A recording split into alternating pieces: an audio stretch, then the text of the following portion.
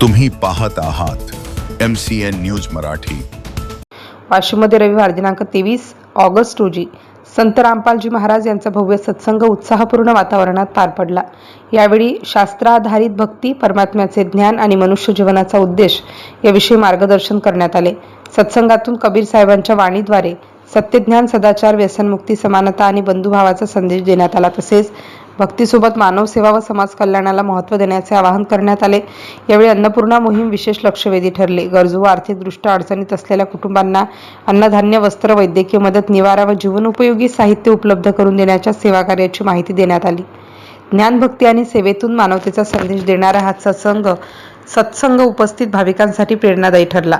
MCN news मराठीकरिता Ganesh Patil बोथे, वाशिम। नमस्कार, आमची MCN ची टीम आली आहे वाशिम येथे आणि इथं संत रामपालजी महाराजांचे शिष्य जमलेले आहेत।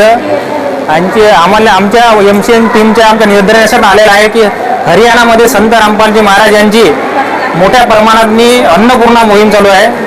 बरेचसे म्हणजे भक्तांना किंवा जे असतात गरजू लोक त्यांना अन्नपूर्णा मोहीमच्या अंतर्गत त्यांनी घर किंवा अन्नधान्य ते सुविधा पोहोचवली आणि अशीच सुविधा आता सध्या महाराष्ट्रात चालू झाली असं आम्हाला कळलं आहे। काय याचं काय नेमकं कसं काय आहे त्याचं साहेब? वाशिम जिल्ह्यामध्ये जगद्गुरु तत्वदर्शी संत रामपालजी महाराज यांच्या माध्यमातून अन्नपूर्णा मोहीम सर्वसामान्य माणसापर्यंत पोहोचली पाहिजे हाच मुख्य उद्देश आहे। त्यांना राशन सामग्री, ज्यांना आवश्यक आहे कपड्याची व्यवस्था केली जाईल आणि दवाखान्याची सुद्धा व्यवस्था करण्यात येत आहे। ज्यांना घर नाही आतापर्यंत, ज्यांना घर बांधून म्हणजे घर बांधलेलं नाही त्यांना सुद्धा संत रामपालजी महाराजांच्या माध्यमातून त्यांना ती सुविधा प्रदान केली जाते। अच्छा, ते आम्ही ऐकलेलं आहे की शेतकऱ्यासाठी बी एक सुविधा आहे की बा 2 एकर आता आतील कास्तकारासाठी बी व खत वगैरे असं मोफत दिलं जाणार आहे, फवाराचे औषध वगैरे। आता बरोबर आहे।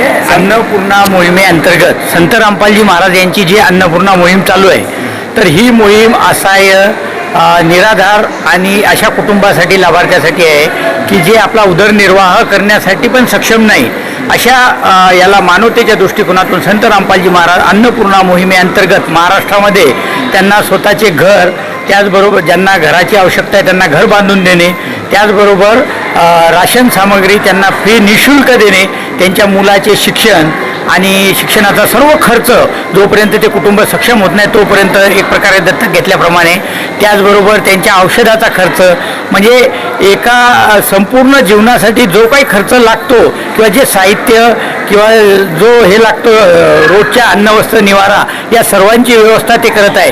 कारण संत रामपालजी महाराजाचं हे ब्रीद वाक्यच आहे की रोटी, कपडा, मकान और चिकित्सा देगा कबीर भगवान, आणि हे सर्व निःशुल्क परमार्थाच्या उद्दिष्टाने आणि समाजसेवेसाठी आणि कोणताही स्वार्थ याच्यामध्ये नसताना हे उद्दिष्ट ठेवून, त्याचबरोबर दुसरं एक आहे किसान मजदूर बचाव अभियान, ज्या अंतर्गत आत्ताच हरियाणामध्ये जे 8-8 फूट पाणी साचलं होतं पहिल्या पावसामध्ये हरियाणाच्या शेतामध्ये, ते सुद्धा काढून दिलं त्यांना। किर्लोस्कर कंपनीचे 15-20 हॉर्स पॉवरच्या मोटर व पाईप देऊन 28,000 फूटपर्यंत पाईपलाईन देऊन ते पाणी काढलं। त्यामुळे ते गहू म्हणजे हे बिजाई त्याची पेरणी करू शकले, त्यामुळे गव्हाचं त्यांना विक्रमी उत्पादन झालेलं आहे। त्या अंतर्गतच आता जसे छोटे किसान आहे, जे लहान असतात कास्तकार, जे 2.5 एकरापर्यंत जमीन आहे, तर त्यांना हा जो उत्पादन भांडवली खर्च आहे तो पुरत नाही, परवडत नाही त्यांना, आणि त्यामुळे येणारं उत्पन्नही कमी आहे।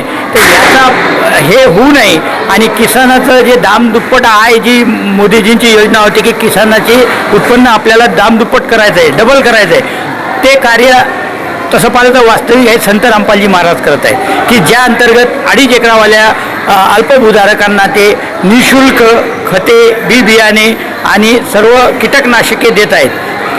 त्यासाठी सर्वे केला जातो।